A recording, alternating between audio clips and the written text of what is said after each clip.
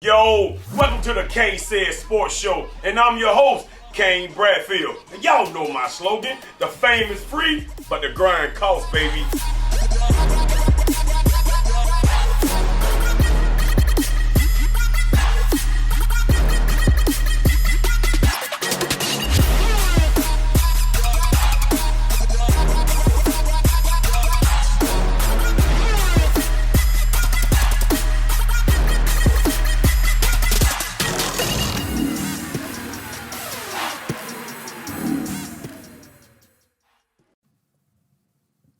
Yo, what's up, everybody? Thank y'all for tuning in to another episode of KaneSaid. And I'm your host, Kane Bradfield. Y'all know my slogan, the fame is free, but the grind costs, baby. Listen, I got some special guests in the house, man. I'm excited to talk some tennis, man. How y'all doing? Doing good, Kane. How you doing? How you doing? I'm chilling, man. Man, let the people know who you are, baby. All right, I'm Vincent. I'm the head tennis pro here in Lagrange at Highland Country Club. Grew up, I'm a local player here. I grew up playing over at the McCluskey tennis courts, and played at Lagrange High School all 4 years, and went from there, played college tennis at Georgia Southwestern, and now I'm back home teaching the sport I love. I love it, man. I love it. I'm Bryant. I'm one of the assistant coaches at Lagrange High School. I also play adult tennis. I've been a local league coordinator here in the past for 7 years, directed adult tennis tournaments, kids tennis tournaments, coached junior team tennis at one point. I didn't grow up playing tennis. Okay. I played just about everything else I could, mostly basketball. Yeah, you was a hooper. Yeah. Yeah, but not tennis. I got into that kind of late. Okay. Because both of my kids started playing. Okay. So, okay. yeah. Perfect, y'all. Perfect, man. So listen, man. First of all, I want to thank y'all for coming. Absolutely. Appreciate Absolutely. y'all, man, for just coming in, man, just to enlighten us on tennis, man. Cause like I tell you guys off camera, my son is fall in love with tennis. Like, on the way, like, you know what I'm saying? I'm a football guy. His oldest brother basketball and other brother football. I'm like, where did he get tennis? Because we don't watch tennis. Yeah. But for some reason, y'all, all he talks about is tennis. So I'm excited. He started tennis this Friday. So I said, call my people in. Yeah. You know what I'm saying? Yeah. Prep me a little bit. For Prep me sure. a Hey, little I'm bit. glad he's into it. Yes, sir. Yes, sir. Yes, sir. So, okay, Big Dog, I'm going to start with you first. Okay? All right, so how did you fall in love with tennis? Oh, gosh. I actually have kind of I dabbled in tennis when I was young. I wasn't a tennis player. I was baseball, I was basketball, I was everything but tennis. Yeah. But my parents were tennis players, and, you know, the nights when they couldn't find a babysitter, they just brought me up there and gave me a ball and a racket, but Free babysit. Yeah, exactly. Right. So, but you know, baseball was my passion. Okay. And I was supposed to be a baseball player. Ninth grade happened, and I got in high school, and my grades started to slip because I was worried about little other things. And my parents told me, "You make a C in Miss Cameron's English class, you're not playing baseball." Ooh. And I said, "Whatever. I played baseball every day of my life." Well, I made a C, Kane. And so now I didn't play baseball. I called their bluff. They weren't messing around. Yeah. So I didn't play baseball, and they saw how miserable I was. I didn't have a sport to do. I'd come home and had nothing to do, and they said, "Well, you know what?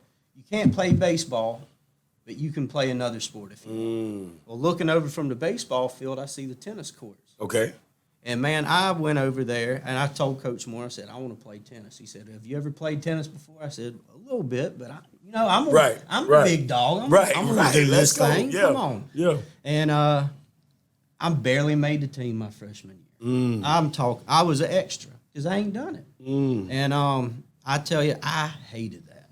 I wanted to be the best. And Coach Crocker, he was over there. Okay. I don't know if you know about him, but he's a tennis player. Yes. And Yes. he is. saw that I didn't like being the worst, and that I was going to do whatever I could to beat the next person and to beat the next person. So after the season ended and he came and talked to me, he said, "I tell you what, if you meet me at these courts every day during the summer at 7 a.m., I'm going to play tennis with you." So I met him every day at 7 a.m. He'd take me up to the Lagrange High School gym, and I'd Okay. lift weights with a basketball team. Okay, And I'd okay. come back down and play tennis again. And just because, one, I love the sport, Right, but I didn't right. like not being good at it. So I worked and worked, I can and relate to that one. my sophomore year, I played number 1 doubles. So in tennis, you have 3 singles, and Okay. then you have 1 and 2 doubles. Okay. In And high it's school kind of a tennis, ladder, in high school. So by my sophomore year, I made it to number one doubles. My junior year, I made it to number 2 singles, and by my senior year, I'd achieved my goal, and I was the number 1 singles player. And a lot of it because of Coach Crocker. Right, right. I mean, he 4 years, he won't ever admit it, but by my senior year, I whooped him. You gave to him. Oh man, I Right. got you, Coach. Right, but right. It was because of him and my drive, and it's a fun sport because there's no downtime.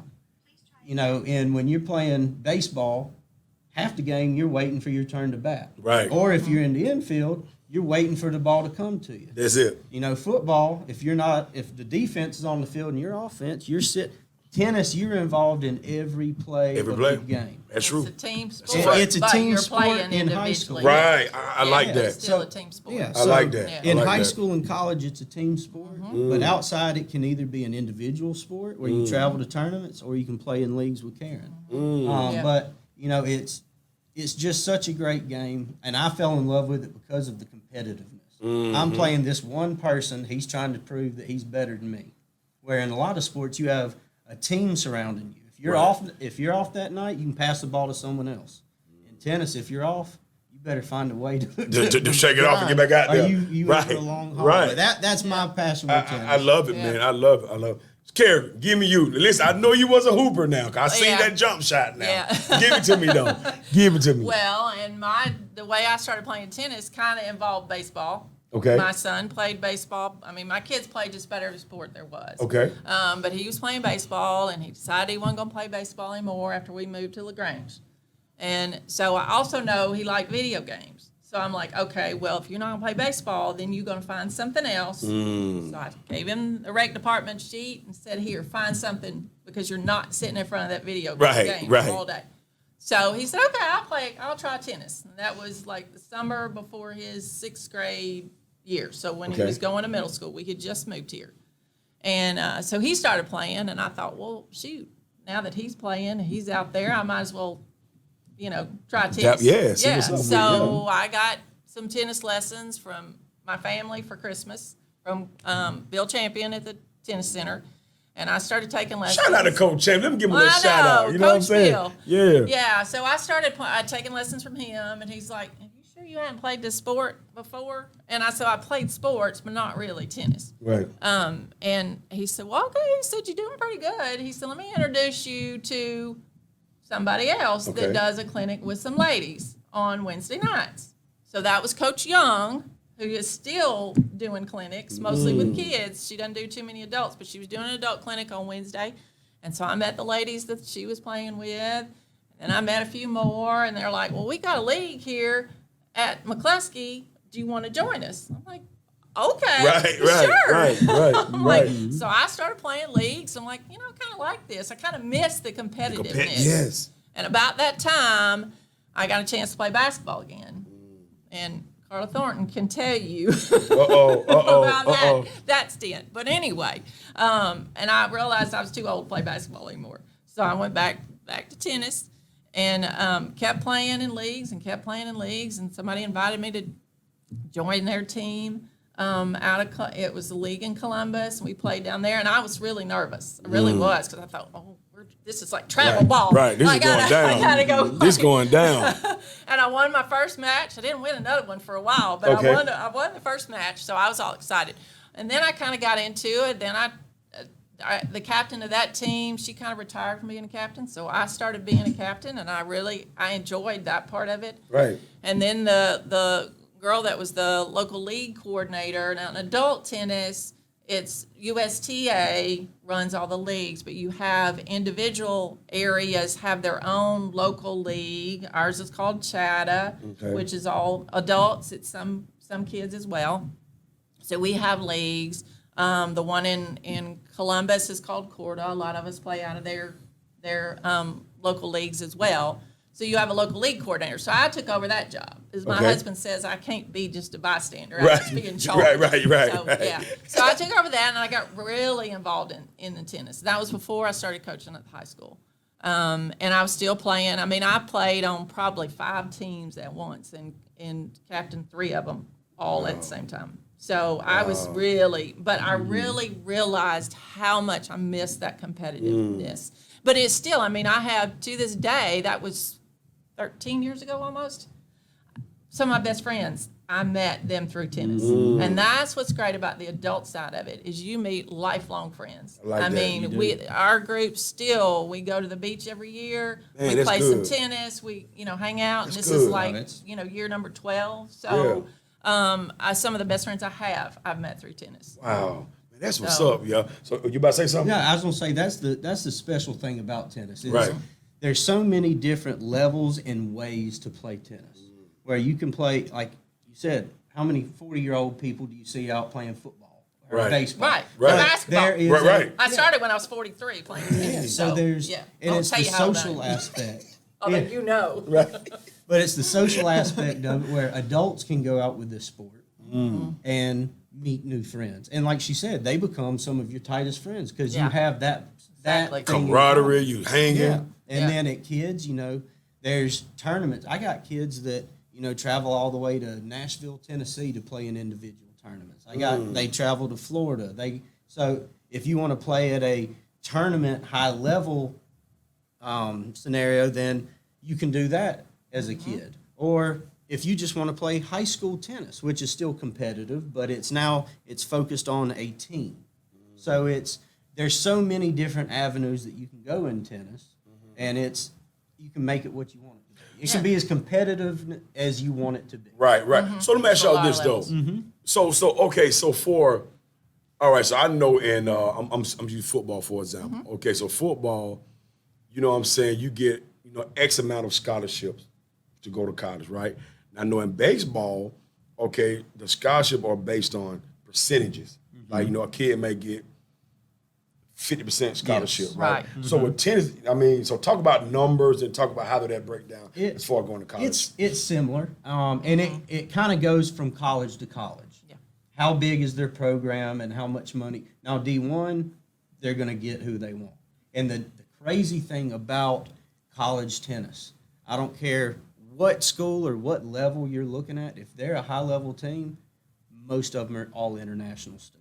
You're going to see Brazilians, you're going to see people from France, you're going to see, they'll have 2 or 3 Americans on the team, but most of them are all from overseas. So they have, international waivers where they can bring these people in, and then they'll give them, 80% scholarship. But the way A the lot scholarship, of D1. yeah, And even D2, because Columbus State, for example, is that way. But D2, they- NAI, all, and some of the schools that you'd never think have a strong tennis team, like ABAC, Yeah. their team's fire. Really? I'm telling you.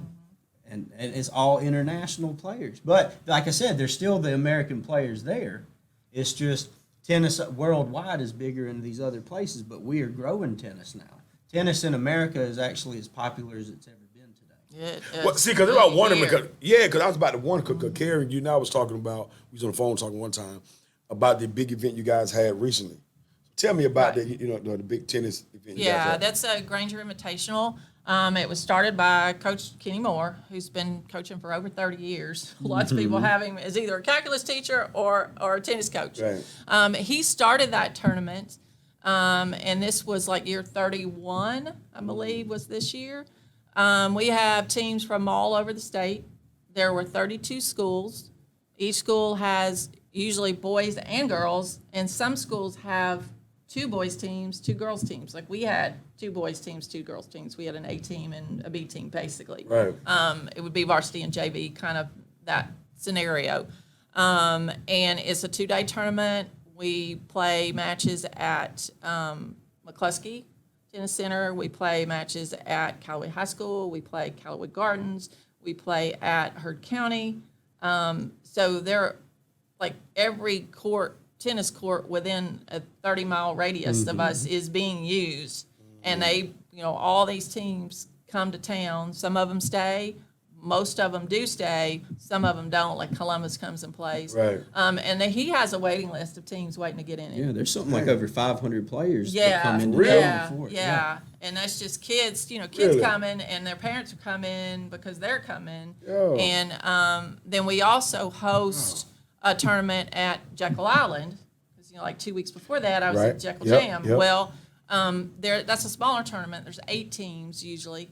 But we host the tournament. It just happens to be at Jekyll Island. Man, that's and crazy. Coach Moore took that over Oh. from somebody that was having it before us, and then he took that over, and it's been, he is responsible for the growth of both of those tournaments. Yeah. So, okay, so I want to talk about, you know what I'm saying, what does it take to be a professional tennis player? Give me that, man. Give me Oh, gosh. Professional tennis players is tough. It is tough. We were It talking is about that tough. tonight. And the difference in a professional tennis player, golf too, and some these individual sports is, one, it takes money to become a professional player. Meaning, if you graduate college and you go pro in, let's say, basketball, football, you're guaranteed this money. Yeah, and you're drafted by You're a drafted team. by a team. They're going to give you a salary. No matter Okay, I'm what. following you now. Tennis, You on your own brand. you on your own. Yeah. So if you don't win, you don't get paid. And on top of it, now you got to pay for your own airfare to get to these tournaments. You got to pay for your lodging. You got to pay for your coach. You got to pay. And until you get to a certain level, you don't have sponsors. If you're the new guy, and actually one of my favorite stories is a player named Francis Tiafoe. Okay. Yeah. All right? He's a young You know him African-American too? tennis Yeah. player. He grew Look him up. He, You'd like him. Yeah. he grew up Yeah. homeless. His dad was a janitor at a tennis facility. Okay. And the owner of the tennis facility let the dad and his 2 sons live in an empty office at the tennis facility because they didn't have anywhere to go. Well, Francis Tiafoe watched tennis every day. And he carried a racket around, and he just watched. And there was a coach there that said, this guy wants to play. Right. I'm gonna get him out there. And he learned very quickly, this kid at a young age had something special. So he did what he could. He was an athlete too. He did what he could with him and got him ready for the next level, the pro level. But the problem is, he doesn't have the money. Somehow word gets to Jay-Z.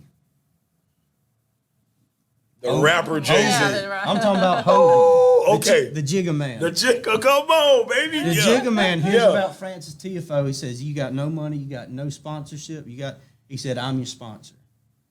Whatever you do, whatever you need, I got you. let me know. And I'm going to cover you until you're ready for your own. He's one of the top names in American tennis now, top 20 in the world.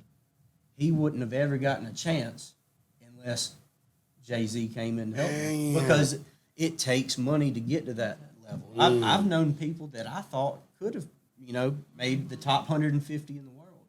But if you're 150 in the world, sounds good, right? You're on NFL It's like teams. yeah.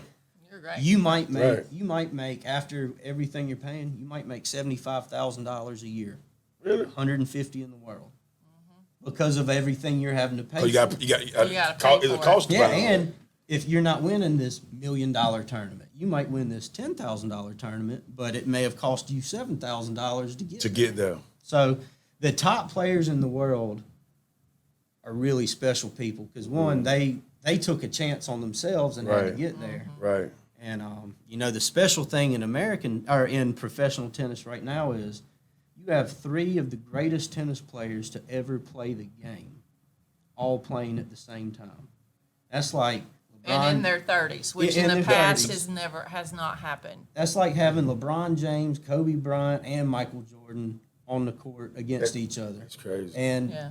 before they got there, Pete Sampras, I don't know if you know him, he had the record at 14 major tournaments. Everybody know Pete, baby. Exactly. Yeah. He had 14 major championship wins, which is a big number. That was the most ever. And everyone said, that will never be broken. Well, now you got Djokovic, you got Nadal, and you got Federer. Djokovic and Nadal have 20.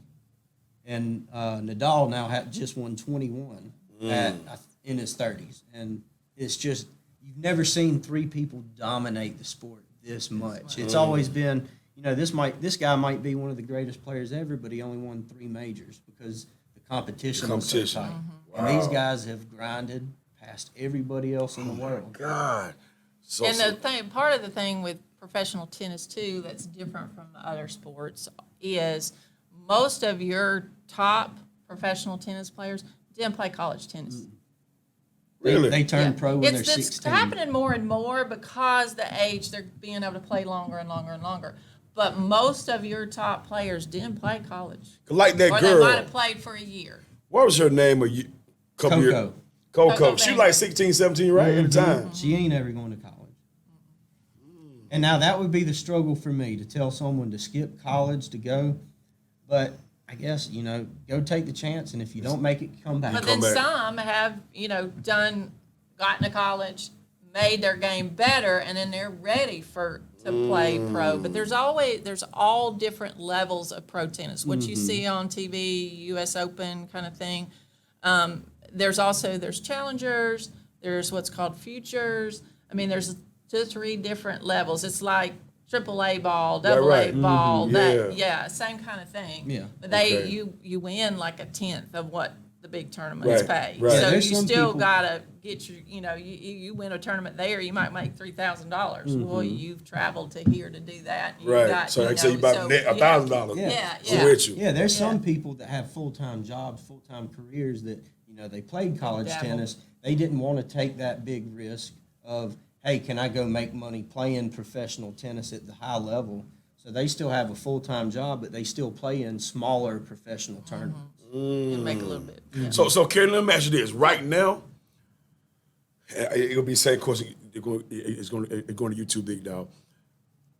Who's next right now in tennis, in your opinion? Like, who's the next Pete? Who's the next Williams sister type deal? That's kind of hard to say. Now I know that on the men's side, like the U.S. player Riley Opelka has won quite a few tournaments recently. I guess he'd probably be, as far as U.S. tennis, he'd probably be up there. There's Okay. help me out here, Stephen. The one I definitely see is Alcaraz. This kid's 18 years he's old. 18. You got to he's kill really him to good. beat him. Really? Yeah. These athletes, and Does he have dark hair? yeah. I knew you I'm talking tell- about. if you watched it from a training and an athletic perspective, Yeah. these kids and these professional players are so trained and powerful and fast and flexible.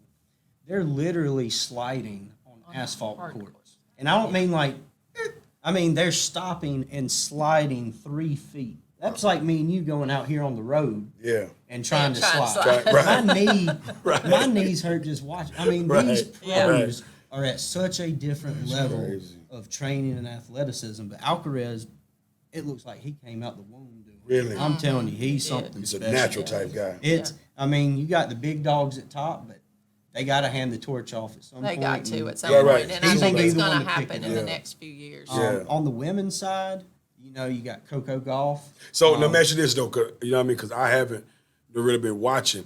So have she continued inclining, or has she She's kind of Up and down. up and down? right now. there. The women's side is so competitive right now, where other than Serena Williams, you haven't had a true Dominant person. dominant player. No, I because mean, they it is traded all Yeah, the it's this majors. person might win a major championship, and then 7 different people might win the next 7, and then this person might. It's you can't predict. Because what's gonna happen you in got to the think about world. this too. You know what I'm saying? So there are generational talent, right? Mm-hmm. So probably right now that generational person haven't came in. It could be Harper, my son. Yeah, Right? it might be. You never It know. might be. Let's go, Harper. Yeah, but It now, could man, be. but you know what I'm saying? You just never know. You know what I mean? You know, so when that generational talent gonna come, Right. especially if you say right now, everybody beating each other. Like, because like I said, them Williams sisters, man. They like, were unbelievable. They was They were unbelievable. You need to watch Unbelievable. that movie, King Richard. Man, one of my trainers mentioned it. They said they Yeah, got to be one of yeah. the best movies out there. Now they did. It is a great movie. They did a good job of taming down what Richard was really like. right. They still show a side of it. Yeah. But I tell you, it's a great story Yeah, it is. of he had a plan from day one, They stuck to their plan. and they stuck to the plan. Wow. So what about, I know y'all remember, man, she was a model at that time, too, back when we was growing up. Remember Anna? Kornikova, Yeah, but what is she Kornikova. doing now? modeling. So she not, She could have had the best. what happened with her tennis career, though? She too many distractions. Too many distractions. She saw, yeah, and you know, Serena did it for a little while.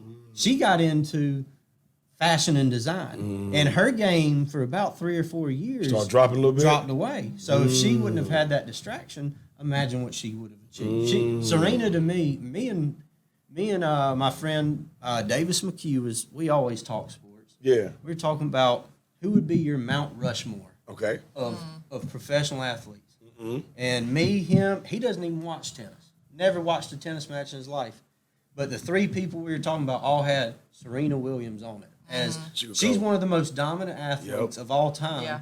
I mean, I've never seen anything like it. Wow. Tell you a funny story. In high school, I played tennis. Okay. I did, man. I look at you. did. So let me tell y'all about it, though. So it was doubles. I only played doubles. Yeah. I only played doubles. And, of course, but my biggest problem was I couldn't serve. Because when I served, funny story. So we were playing in Woodbury. You know, Woodbury got those. I'm from Yeah, Canada, so yeah, we was playing Woodbury. We got those. I'm sure y'all done been there, saw that tennis court before. Yeah. And I couldn't serve, man. Like, I tried to do the lean back and that back. When I hit it, man, it went over the fence and hit the front door of the I done heard my coach was saying, serve. look, let me tell you though, I done heard my coach say, Kane, just bump it. Just bump. So all my serve ended up being like this the whole time, man. And that's what you see in the beginner, especially with the guys. That first serve's coming 100 miles an 100 hour. miles an hour. And it never goes in. It might, like 1 out of 20, and it looks good when it does. But then that second serve just boop. But let me tell y'all something though, man. But how in the world can somebody return a 100-mile-per-hour ball? Well, let's say this: 100 miles is slow one now. Yeah. You had Andy Roddick. 133. You had 133. is the He was average. Really? Yeah. The fastest serve recorded now is 157. Man, stop. Who can return that? Not me. Not That's why I'm on us. this talk That's show. why Right? I'm on the talk show. I ain't Right. You're not there. You're not there. I'm dodging it. But I What mean, the it world? is. Yeah, the average professional men's first serve's coming about 130 miles an hour. Yeah. And there's still players that can get it up into the 140s, 150s. And that's Isner. It those is two. Yeah. the fastest one I've ever seen is about 135. And I was guessing. I was scared, and I was guessing where that ball was going. But So, Karen, let me ask you this, Karen. Yeah. From as you've been, watching the tournament, what's the art? And you can follow back too, Big Dog. What's the art of controlling a match? Like, you know what I'm saying?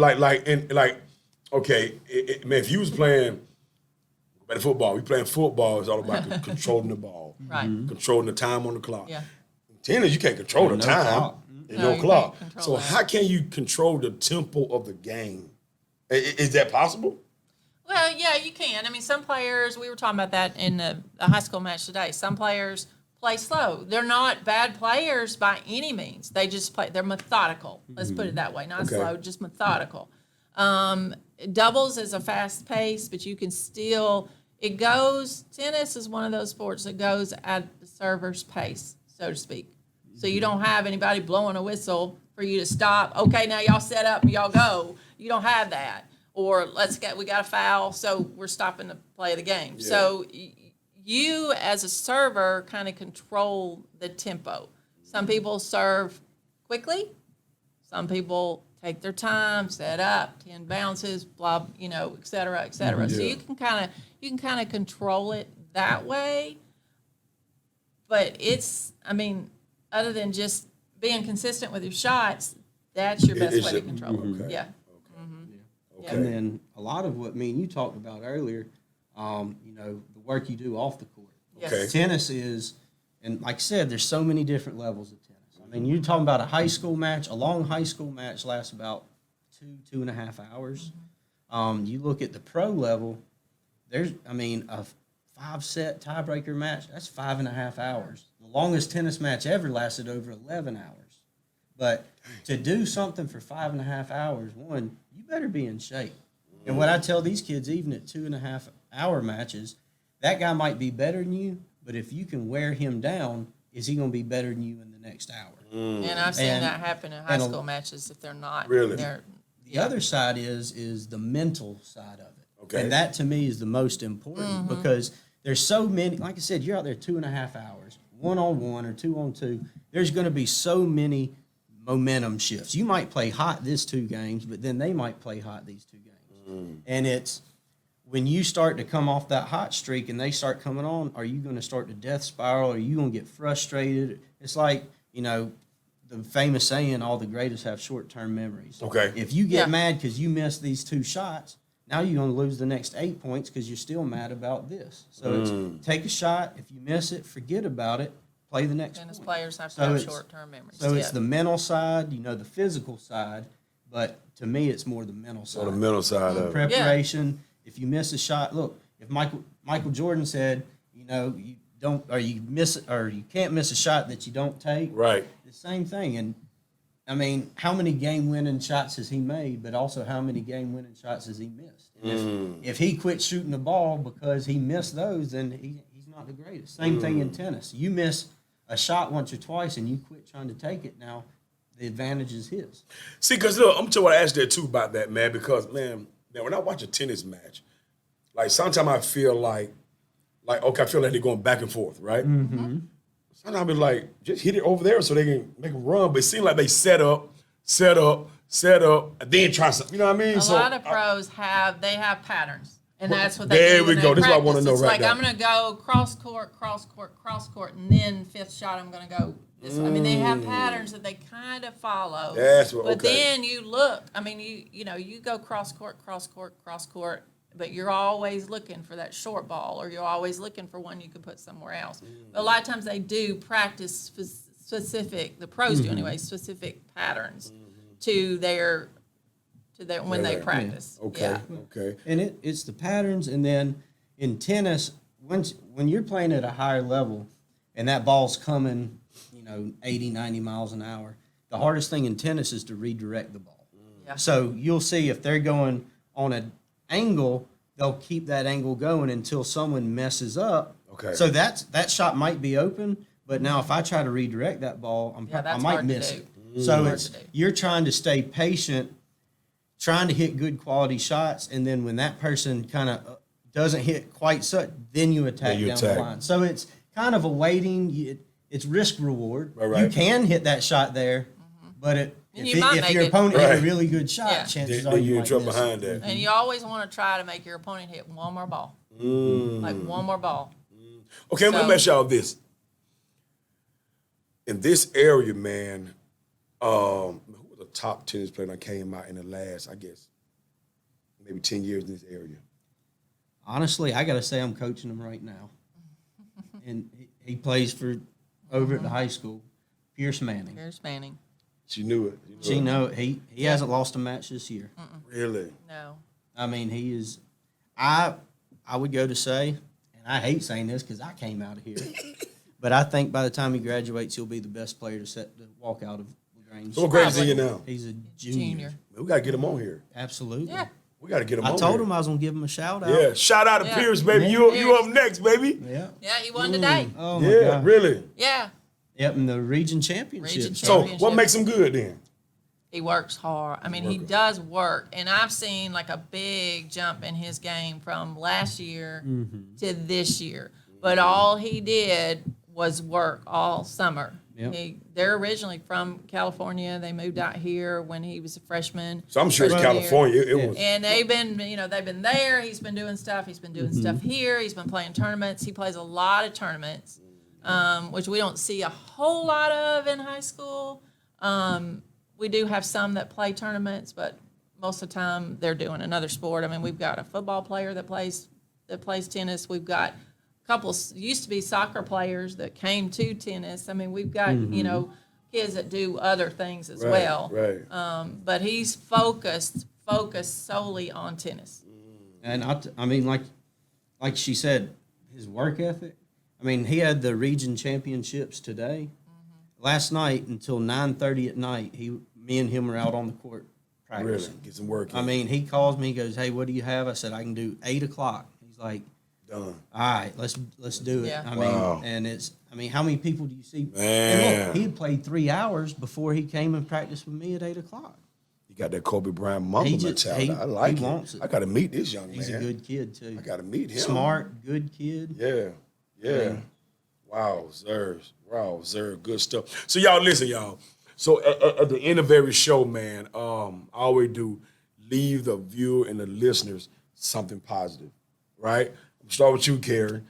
Leave the viewers and the listeners something positive that can maybe change their life. You can start playing tennis at any age. There is a level and an activity for you to get involved in, no matter what your background is, no matter whether you played a sport or not, any age. I started at 43. I'm about to say it. I'm 61 now. Yeah, be proud. Kane yeah. knows that I'm competitive as all and get and out. you grind. And you grind in here. But grind. there is an outlet for everybody, down to the hot shots that your son is about to do at 4 and 5 years old, all the way up to, we've got ladies that are still playing, at 70 and close to 80. Activity, man. I love it is, and you can start anytime. If you played in high school, you can. We've had a lot of people that played in high school, didn't play for a lot of years, come back and start playing. I mean, tennis is, as they say, a lifetime sport, and it truly is. You can start at any time. I love that. And there is tons of opportunities here in Lagrange to play tennis. I love it, man. Yeah. You can start any time, baby. Yeah. What about you, big dog? Leave me Anytime. something positive, man. You know, my thing with tennis is it correlates to so many different sports. It does. I mean, even if you don't, I mean, it's like the pros that used to do ballet dancing to keep balance. It's tennis is lateral movement, it's forward and back movement, it's hand-eye coordination, it's change of directions, and I mean, most sports involve all that. Right. I mean, so it's a great way to round out someone's, hand-eye coordination, natural athletic ability at a young age. Yeah. And like as she said, it's a great. You can play it at all ages. I love it. And they do it as, let's say you came out and said, I want to play a league. They're not going to put you in a league where you playing people that have been playing 25 years. Right. There are different levels. There's a beginner league. There's an intermediate league, and there's actually a numeric system that they use to rate people that day. But tennis, it's a great sport. You can play with your friends. You can play for the rest of your life, man. It's a great sport. I love it, man. Listen, man, I appreciate y'all coming through, man, and showing me some love on KaneSaid, man. All right, and I have to do the shout out Uh-oh, because did we you? just had it today. Man, handle your business. Just had the region tournament today. Grainger, Lady Grainger girls are region champs. Let's go. Woo! Okay. Beat Oh, man, if I had beat my little Columbus. button. Yeah. Beat Columbus 3-2. The boys are runners up, and they fell to Columbus 2-3.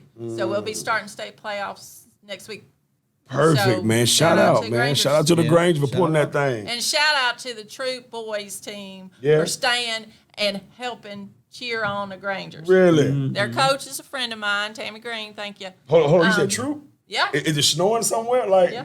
so Troop cheer for Lagrange? Yeah. It's snowing somewhere. They It's were snow- there. I don't know how much they cheered, but they were there. Right, and we appreciate it. That's fine. I We love it, appreciate man. I love it, man. I love it, man. Yo, everybody. Thank y'all for tuning in to another episode, baby. Y'all know what it is. Zip 'em up. Zip them up. Yeah.